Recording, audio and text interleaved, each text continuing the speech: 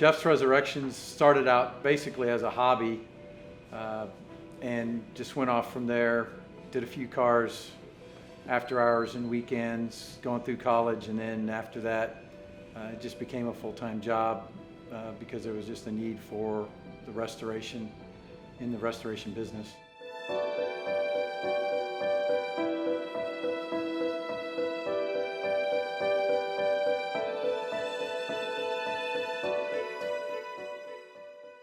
I'm Jeff Snyder, the owner and founder of Jeff's Resurrections. We've been in business for 30 years in Taylor, Texas. My first Jaguar restoration actually was kind of a car that was it was a Jag in a box. A local judge owned the car. He had acquired it from his cousin who had bought the car new in Temple, Texas, which is 30 miles up the road. And he had taken it to a friend of mine to have it mechanically rebuilt, and next thing you know, restoration creep happened and the car was in a million pieces, and he contacted me to see if I could paint it, and so we painted it and then went back to my friends to reassemble. And 2 years later, the owner, the local judge, called me up and said, "Is there any way you can put the car together? Because this guy took it apart and can't figure it out." And I'm like, "It's just nuts and bolts, so sure, we can put it together." And that car went on to, win a few local awards, and it last time I heard, it's in Holland. So after we restored this first car, there was a few people in the local Jaguar club, Texas club, recognized that our level of detail was quite high, so they asked me to become a judge. So I have been a judge for 30 years in the Jaguar JCNA, judged all over the country, national events, and even judged a few times in Mexico at the Mexico Concours. The 65 XKE Roadster, open two-seater out here. I first saw this car in 2004. A client of mine from the East Coast called me up and said, "Hey, I've just found out about this open two-seater in San Antonio. How close are you to San Antonio? Is there any way you could go down and take a look at it and put some eyes on it?" So I agreed, drove down to San Antonio. It was at just kind of a general repair shop that worked on European cars, and took a look at it. It was in original condition, totally original, upholstery, paint. It was quite a find.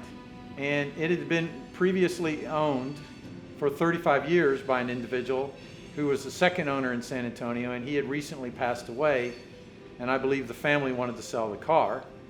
And when I took a look at it, the car was covered in whiskey dents from front to back, mostly down the sides.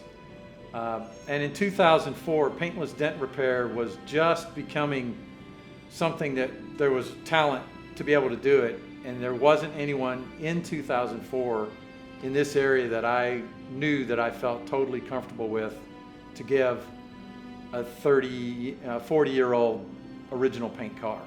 So at that point, the individual I was looking at the car for passed on the car because he wanted to make sure it was an original paint and original upholstery. And he said he just couldn't live with a car that had a bunch of door dings.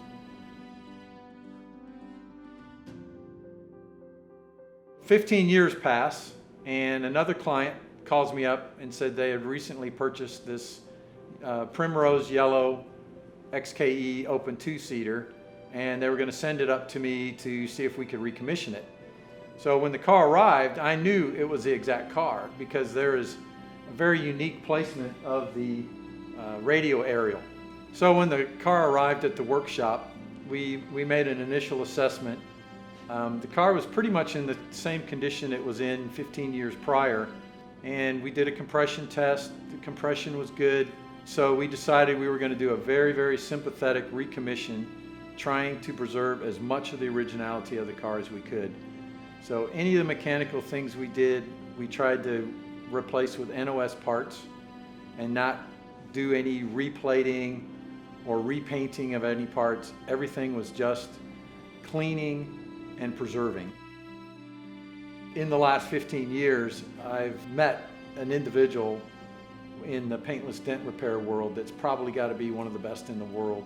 He literally has traveled the world doing following hail and paintless dent, and he spent many hours pushing dents on the car, and the work speaks for itself. He did a beautiful job.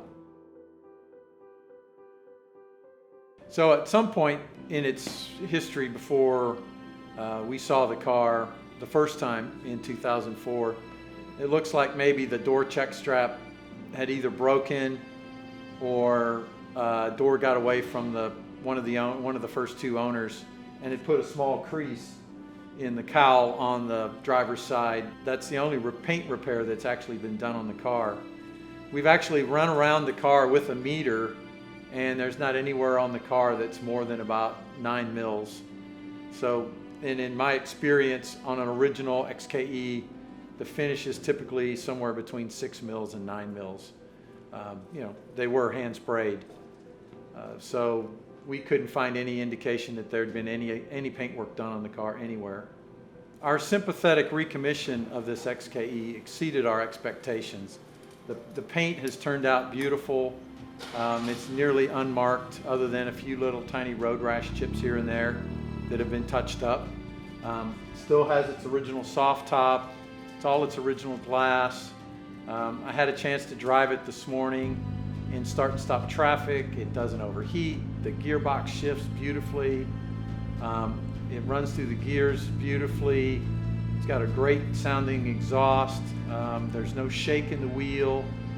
It's just a wonderful example to drive, and it would also be a great example in a preservation class type event, because you just don't find them this nice anymore. There's just so few 50-year-old cars that have been preserved.